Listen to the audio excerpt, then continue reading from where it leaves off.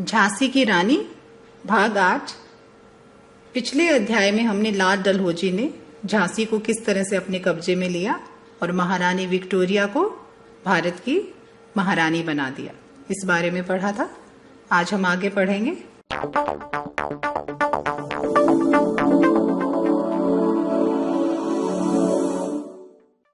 छिनी राजधानी दिल्ली की, लिया लखनऊ बातों बात, कैद पेशवा था बिठुर में, हुआ नागपुर का भी घात।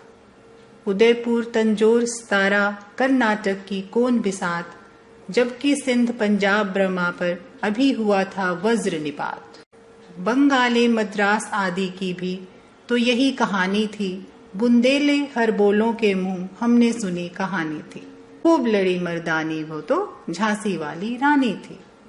प्रसंग इस तरह से है इस भाग का। इस कविता में झांसी की रानी लक्ष्मीबाई के बचपन से लेकर और उनके बलिदान तक का सुंदर वर्णन किया है। इस भाग का सरलार्थ इस तरह से है।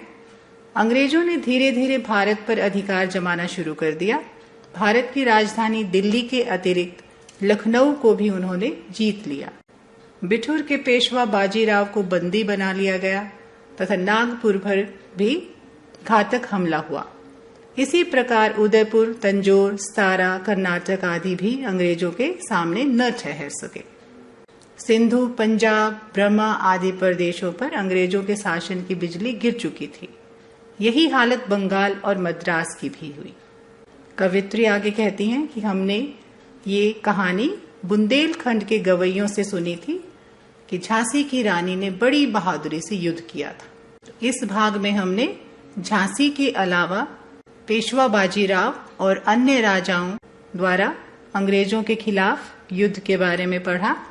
इस कविता का अगले भाग में हम अंग्रेजों द्वारा भारतीय स्त्रियों के मान सम्मान को ठेस पहुंचाने व उनकी कूटनीतियों के बारे में पढ़ेंगे। धन्यवाद।